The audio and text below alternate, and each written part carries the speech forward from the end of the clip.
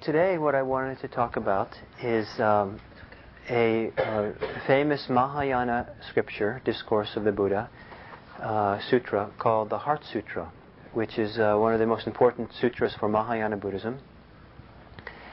And it's arguably the most chanted Buddhist discourse anywhere in the world, partly because there are more East Asian Buddhists than there are anything else. And it's used in East Asia a lot, but in Tibet also. And it's extremely popular. And in Japan, it's very, very popular. You find it. The Heart Sutra written on all kinds of things. You have kind of souvenir cups, and you have the Heart Sutra written on the cup, and on people's clothing, and it's very famous, very, very favorite kind of exercise for calligraphy is to learn to draw in calligraphy the Heart Sutra. And when I was in the monastery in Japan, we got calligraphy instructions on how to do the Heart Sutra. And they printed on clothes. They probably printed on underwear, and it's very, very famous, the Heart Sutra. And it doesn't belong to the Theravadan tradition, but when I was in Burma, I gave a copy of it to my Burmese teacher, U Pandita, and he thought it was great. He gave a whole discourse, the whole teaching on it, and thought this was really good Dharma, and was very happy with it. And so today, what the topic is, the sutra, and it's relatively short. If you're a Japanese Zen monk who's about 20 and very gung-ho and excited about everything, and a little bit bored, what you can learn to do is to chant all of it in one breath. It's short enough you can do that, and there are people who learn to do that. But it usually takes about a page in English to kind of fill it. And the Heart Sutra, and usually, when great Buddhist masters teach on these Mahayana sutras, they usually will spend many hours on the title, and there are many days of the lectures. And then they'll spend another few hours on the first line, and then they'll rush through the rest of it in a few minutes. And so what I'm going to do today is skip the title, since we don't have so much time, and rather just focus on the first line. So that's all we'll have time for. And the first line goes, Avalokiteshvara Bodhisattva, when practicing deeply the Prajna Paramita, perceive that all 5 skandhas in their own being are empty and was saved from all suffering. Saved from all suffering. And the point of Buddhism is to be freed or saved from all suffering. And this famous, the first line of this famous discourse says how it's done, at least how it was done by Avalokiteshvara. And Avalokiteshvara Bodhisattva is the great embodiment or personification of compassion in Buddhism, in Mahayana Buddhism. And the figure of the large one that I use today for the children's program is a statue of Avalokiteshvara. Somewhat androgynous. In China and Japan, or in Asia, in Buddhism, wisdom is female, like Sophia was or is. And but Avalokiteshvara in India was male, and then eventually became androgynous in China, and eventually became a female figure, Kuan Yin. But the embodiment of compassion. And for me, I find it significant that the sutra begins, and the sentence begins, with evoking the name of Avalokiteshvara. Because rather than thinking that Avalokiteshvara, this embodiment of compassion, is something external, some deity, in some heaven or some distant place, the more useful and usual way is to assume that these kinds of deities are really personifications of aspects of ourselves. So that aspect of ourselves which is capable of feeling compassion, being present in the world with compassion, that is what is being evoked by the beginning, the first line, the first word. Avalokiteshvara Bodhisattva. The compassionate element of ourself is evoked first. Avalokiteshvara Bodhisattva, when practicing deeply the Prajna Paramita. Prajna Paramita is Sanskrit. And prajna means wisdom, usually. It's usually translated into English as wisdom. But it can be argued, and I think successfully, that it could be translated into English as insight.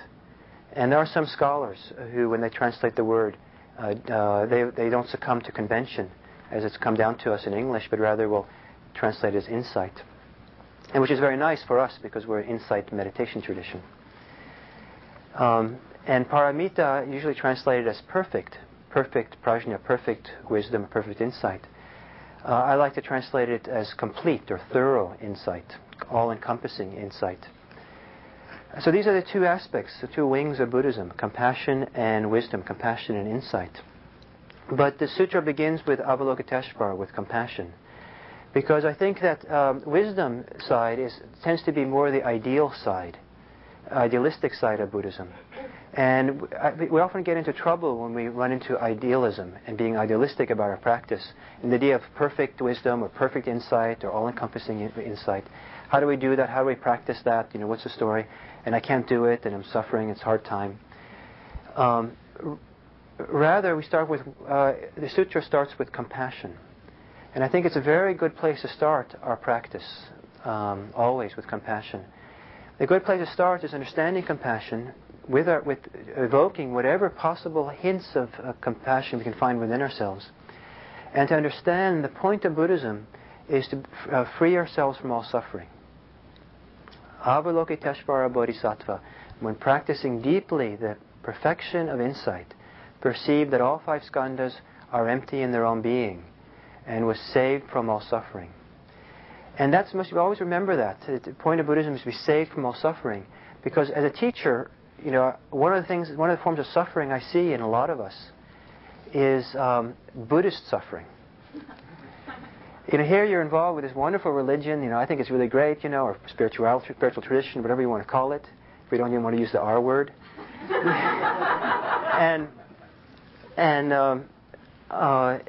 And it is, and so many people suffer because of the way they're involved in it. They're not good enough. They can't live up to the ideal or the expectation, or they're not concentrated enough, or not peaceful enough, or their mind is too scattered or too busy, or this or that about themselves doesn't measure up against what they're trying to do in Buddhism, or what Buddhism tells them they're supposed to be doing, whatever. And so they're quite, maybe they weren't so happy to begin with, but then they got involved with Buddhism and they're less happy. Or some degree like that. And it happens to all of us. And it's a little bit, maybe slightly funny this way, but to some degree or other, I think everybody who really engages themselves sincerely with a religious practice runs up against the difficulties of that, the challenges of that. And one of the responses is to be self-critical and to be upset and angry and all that. So I underscore this to say that please, the best of your ability, don't use your involvement with Buddhism to add more suffering to your life. Which means you should never worry about what a Buddhist teacher ever says.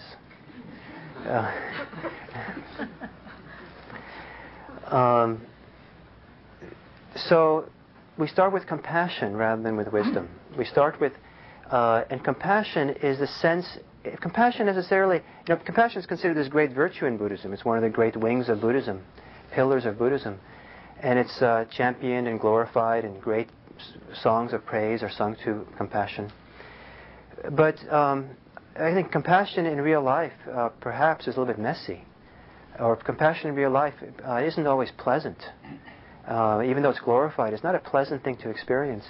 It might feel satisfying, it might feel real, appropriate to feel it, but and necessary to feel it, but to actually feel compassion means that we're actually feeling suffering in the world. We're feeling our own suffering, we're feeling the suffering of others. And to feel that empathetic suffering, to feel it and have it resonate with us in some way or other, is a little bit unpleasant. It's a little bit, that's what suffering means. It's something unpleasant. It doesn't mean that that we have to feel self-pity. It doesn't mean we have to feel depressed or despondent or worried or anxious about that unpleasantness. It's the nature of compassion. It's contact with something unpleasant. It's contact with suffering in the world. And so we start the practice with that, with willingness at least, to see ourselves and see the world with these generous eyes of compassion. Because what we'll see if we do insight, what we'll see if we start paying attention, sooner or later we'll see that there's a lot of suffering here, within us or around us. So to open to compassion is to open to this tenderness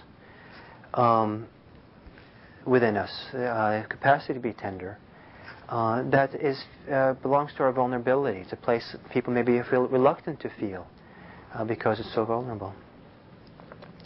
A dramatic experience of compassion for me was when I was a college student. I was walking down some hallway on campus, and where I didn't know anybody, and suddenly there was this horrific scream coming out of one of the secretary's office, and the secretary screamed and started running, screaming down the hallway. And I had no idea at the moment what had happened, but it was just chilling. And I could feel it was a tremendous amount of pain that was being expressed there. And I felt the pain. It was terrible to feel it. But there was no sense within me that I shouldn't be feeling it. There wasn't any resistance to it. I felt that this is terrible. I don't want it to be. I want her to feel a lot better. But what had happened, what I learned soon after, was that some close relative, I don't know, her husband or something, had just died in a car accident, I think maybe, and someone just informed her. And realizing that, how could I feel anything else, but compassion? I mean, it would be wrong not to feel that, to feel the suffering, to feel the pain. It'd be wrong to push it away. I try to make things different, or try to make myself different and cheer myself up. I was just there feeling the rawness of that experience. So we start with compassion. And compassion has qualities of it, aspects of it, of forgiveness, of acceptance, of perhaps of understanding a little bit. But being forgiving to ourselves, compassionate to ourselves for our shortcomings. Because we cannot live up to any ideals. I think no one can really live up to ideals.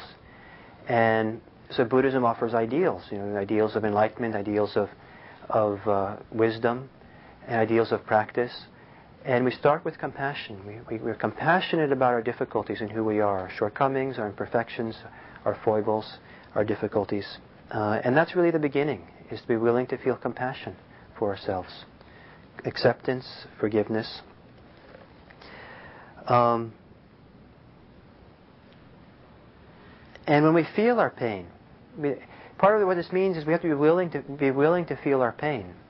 A lot of people, when they start meditating, will start feeling some of their own suffering within them, and feel, something's wrong with my meditation. I'm not sitting here serenely like a Buddha anymore, and something's wrong. But actually, the tenderness, the feeling of that pain. If you feel the pain, your own pain, that which feels the pain is Avalokiteshvara, right then and there. You don't have to kind of go try to create some ideal of what compassion is supposed to look like. When you feel your own pain, in that moment of feeling that pain, Avalokiteshvara is there. That pain itself, this experience of willingness to feel the pain and receive it, that is the beginning of compassion. Soyen Shaku, a Zen teacher, wrote this poem. So the willingness to sit with who we are. And in Zen, with the symbol of one hut, the Zen monk sits in a hut, and it's kind of the place from which the Zen monk sees the world, or the Zen monk sits and places him or herself. One hut. It also refers to the monk, him or herself. It's kind of a self-referential word. It's like saying I. One hut built on the whole universe. From here, I can see mountains, rivers, and the good earth as my own garden. Once I was annoyed with human language of good and bad, liking and disliking. From here, I can hear those voices like music from paradise.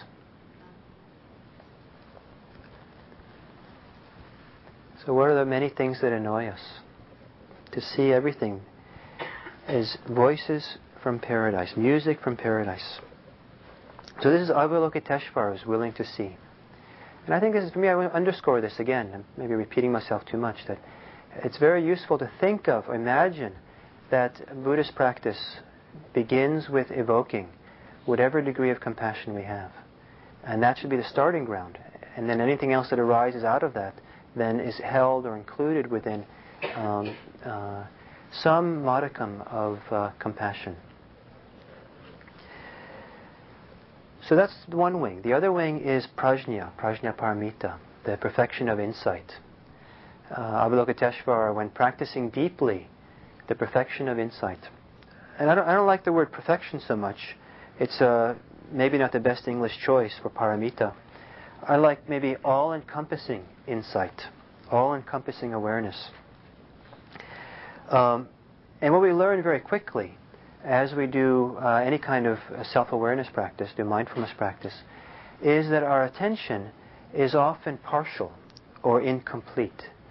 And you can probably, if you pay attention as you're sitting and you see where your attention gets pulled up into, you see that your attention gets sucked up in some concern about what happened today, and or what's going to happen tomorrow, or what's going to happen next week, or what's going to happen on your vacation, or what's going to happen because you can't get a vacation, and all that your attention gets sucked up in stories and concerns and commentary and feelings and emotion.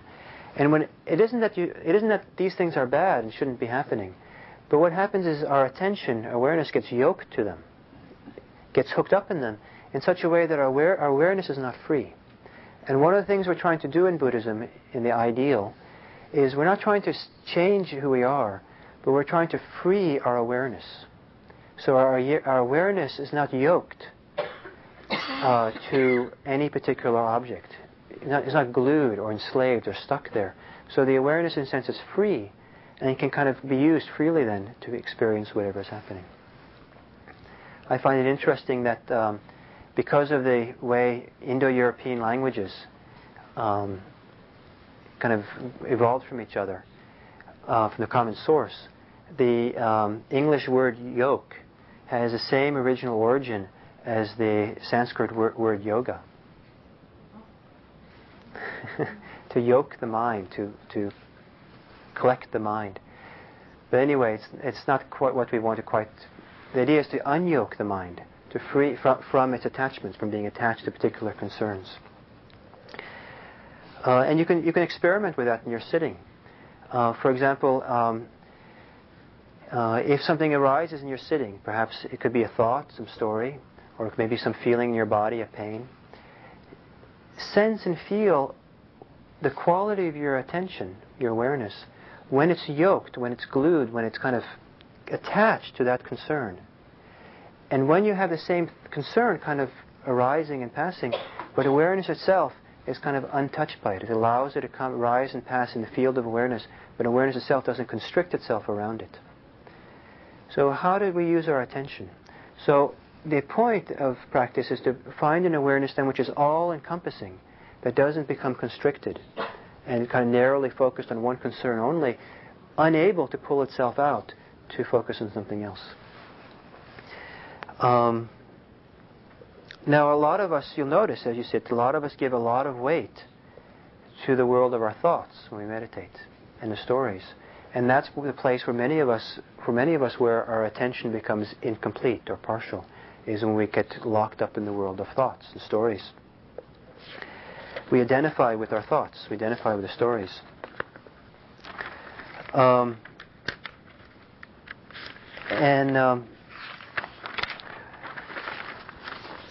the first line goes on. Avalokiteshvara, when practicing Avalokiteshvara Bodhisattva, when practicing deeply the perfection of insight, perceived that all 5 skandhas are empty and was saved from all suffering. All 5 skandhas. The 5 skandhas, in Pali it's khandas. In English sometimes the 5 aggregates, so it literally means the 5 heaps. I like the word 5 heaps because you shouldn't take it too seriously.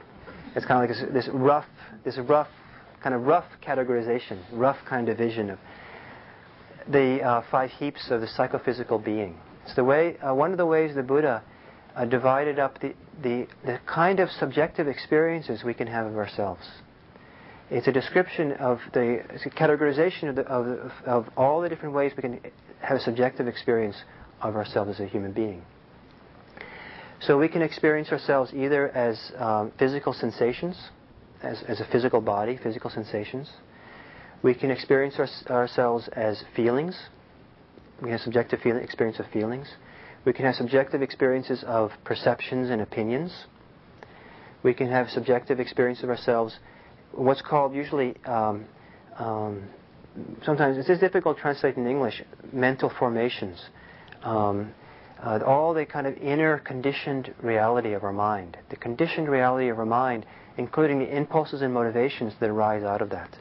And that includes just a huge realm of our inner life, because so much of our thoughts and feelings and ideas in our inner mind belongs to this conditioned world of phenomena. Our conditionality. And then the fifth subjective way in which we can experience ourselves is as awareness itself, that which knows. And often when the Buddha wanted to talk about the 5 skandhas, these 5 heaps, he referred to them as the 5 heaps of clinging. The 5 ways, I like to think of it as the 5 different ways in which we cling to a self-identity. That these are the 5 ways we often, our attention gets focused or biased or partial, because we attach to one of these 5 as this is who I am. We identify with it, we form an identification with it. And this is where it's important to notice the difference between identity and identification. And it'd be foolish for me to say I'm not a man. I'm a man. Some of you are men, some of you are women, and that's an identity that that's most of us have it for our life. But for me to identify with being a man, to me to create that identification with that, would be to make something out of it and try to make myself. Last week we talked about becoming. Try to become something because I'm a man.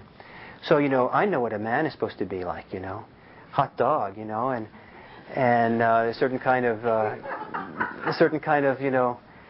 sport coat I'm supposed to wear, and a certain kind of convertible red sports car that I'm supposed to have. We won't mention what kind. And a certain brand of cigarettes or cigars I'm supposed to drink, and a certain kind of beer I'm supposed to drink, and a certain kind of shoes I'm supposed to wear, and a certain kind of way I'm supposed to talk. I mean, this is because I'm a man after all, and this is really important. And I've nothing better. I better keep that identity alive and going. That's where you get caught you create an identity, as opposed to just having an identity. And we all do that with something or other. And it causes a lot of suffering, because reality is not friendly to any kind of fixed idea that we have, this is who I am, this is who I'm going to be. If it's an identification, a way in which we want to hold on and say, this is it.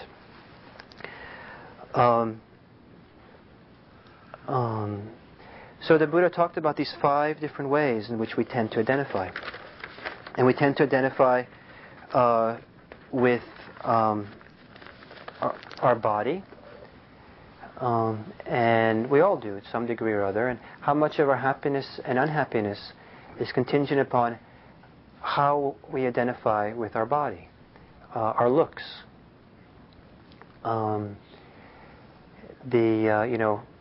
the first wrinkle or the first gray hair. What are all the feelings and thoughts that went into that? And maybe not the first gray hair, but the 5th one or the 6th one, we've all overcome the problems with having zits, right? We don't, and we look back at how silly I was as a teenager to be so preoccupied with my zits, and I should have known better, and what a waste of time. And now we're mature, and we're not concerned about our zits anymore.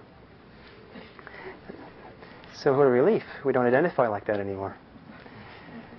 And so we identify with the body, or with how muscular we are, or how sleek we are, and we're happy or unhappy because of it. For the children's program today, in her hands, she's sitting here like with her hands kind of in her lap. I got a really special mirror, a round mirror, that I put, and so she was holding it. And this is kind of a very difficult kind of mirror to actually find.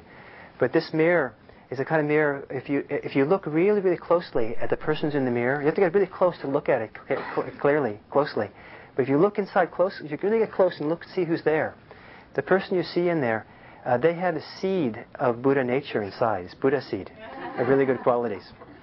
Because this particular mirror doesn't just reflect the outer form of how we look outside, which changes and everything, but this particular mirror actually reflects the good qualities which are deeper inside, that are hidden inside the whatever outer form we have. So isn't that nice? So one of the little girls, I gave one of the mirror to one of the little girls to take home with her. And she'll probably never get one of these mirrors again. I hope she takes good care of it and remembers that this mirror has this quality. So the body, we identify with our feelings. And as it said in some places, our feelings change like the weather. They're quite changeable, but if we identify with them, they can cause us a lot of suffering. And we identify often with, we get depressed, and it feels like we're going to be depressed forever, or I can't show anybody that I'm depressed, or I'm embarrassed I'm depressed, or it means that I'm doing something wrong because I'm depressed. Or I asked my wife if I could tell the story, and she said it was okay, so I'll let you know. That I told last week that she had this operation to remove a fibroid in her uterus. But to prepare for the operation, she had to take this hormone treatment for 3 months that creates kind of a pseudo-menopause or whatever, temporary menopause. And it does it kind of in a stronger way than natural menopause would be. So, because it's supposed to shrink the fibroid a little bit, and so they don't have to cut as much. So, she's been going through this menopause thing for 3 months, and it's a wild ride. And she is quite in awe of her emotions and her thoughts, and say, "This is just hormones. Who am I? Who am I? What is the self?" And I identify so strongly with my feelings, my emotions in the past, or particular kind of thoughts, and I'd be so preoccupied that I had these kinds of thoughts or had these kinds of feelings. And now it's the hormones. Is that me?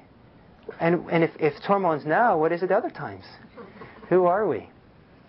So it's a great thing, maybe.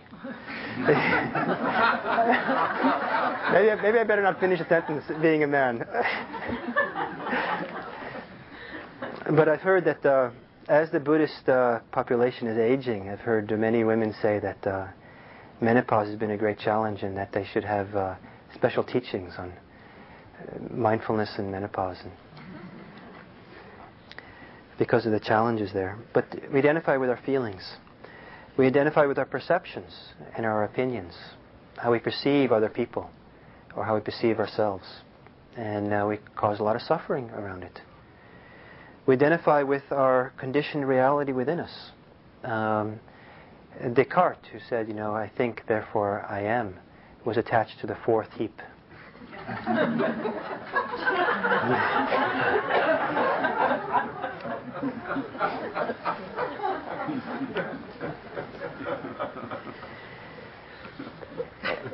And if awareness gets stuck anywhere or contracted, then we suffer. And that's really the point to understand. None of these things are wrong in themselves, but when the awareness gets fixed and stuck, that's because of the attachment, and that attachment is pain and suffering. And at that point, we need to always remember that the practice begins with compassion.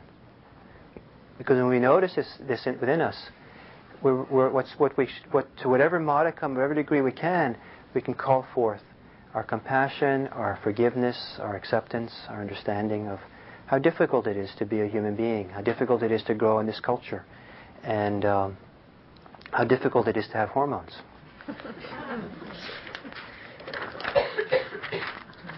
Or not have hormones.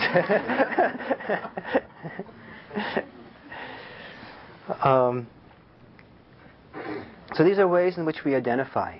And I'll try to be brief here. Identification involves, the kind of attachment of identification involves two kinds of thinking usually. One is comparative thinking. That normally we identify, our identification arises out of some kind of comparisons with something else. And so the classic definition of conceit in Buddhism has to do with comparative thinking. is when in some form or other we compare ourselves to others as being either superior to them, inferior to them, or equal to them. All those are considered to be conceit because they all involve comparison. And the challenge is how to live life without even comparing ourselves as being equal to everybody else. Certainly not necessary to do a superior or inferior, but what is it like to go about without any effort, any attempt to compare at all?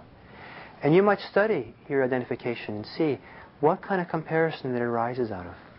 So for example, I like to play basketball. I don't do it so much anymore, but I like to play basketball. But I'm actually a lousy basketball player. So if I live in that reality, then maybe I'm attached to the third heap of perceptions. I perceive myself a certain way, or the fourth heap of the conditioned ways of thinking about things. I'm a lousy basketball player. Compared to what? Compared to Michael Jordan? Compared to, the 11-year-old kid who lives next door who likes to play with me? It's all relative. It's all relative in comparison to some standard we set up. Some standard of what it means to be a great basketball player, what it means. So how much of it is comparative thinking? A lot of the other way of thinking, which tends to create identification, is what I call, and someone accused me of inventing a word, but retroflective thinking. Is that a good word? No. Retroflective thinking, which is thinking into the past, thinking back. And often our identification, when we create an identity for who we are and get caught in the thoughts of identification, we're reflecting back in time, reflecting back on something. So, and reflection, identification is never about who we are, in a sense. Identification is always, in a sense, about who we just were, or what we anticipate we're just going to be. So it's either retroflective or, what's the opposite? Huh? Prospective. Prospective. Proflective. Future tripping. Yes, future tripping.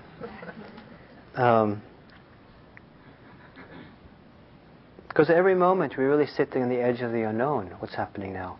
And as we reflect, so you say, oh, so you notice that you're angry.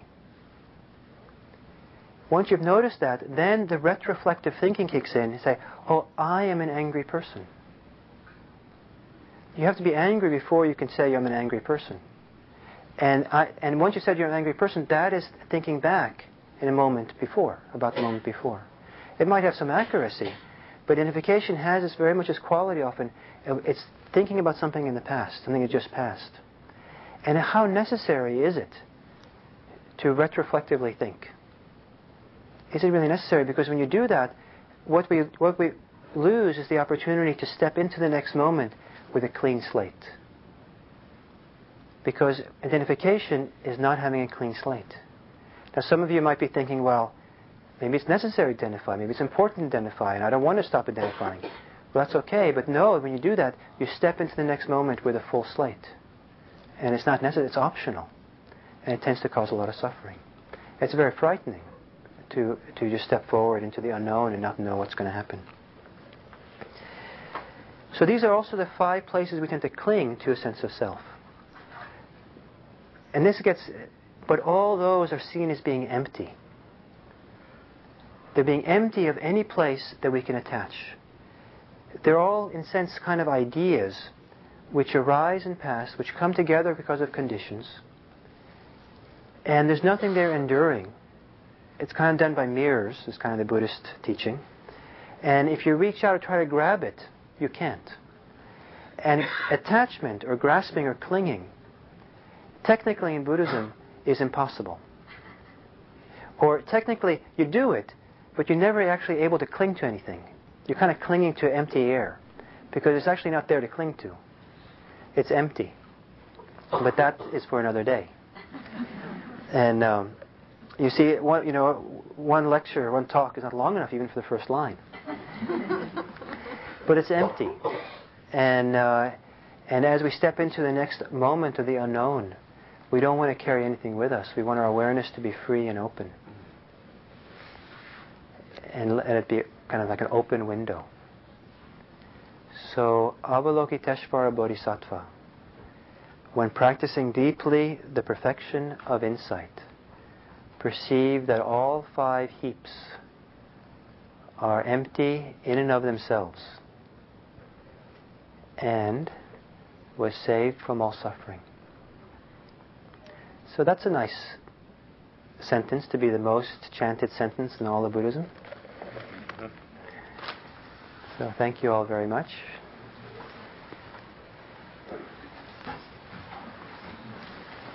Allison, could you do me a favor?